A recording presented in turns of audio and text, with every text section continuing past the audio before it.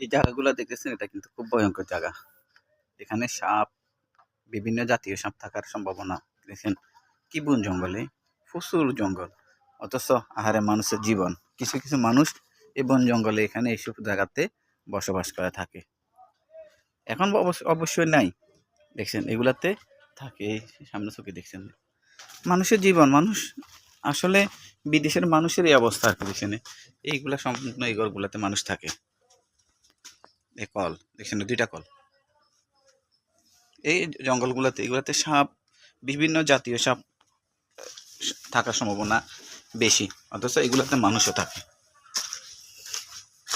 দেখছেন এই ঘরগুলাতে, এগুলা সবগুলাতে মানুষ থাকে।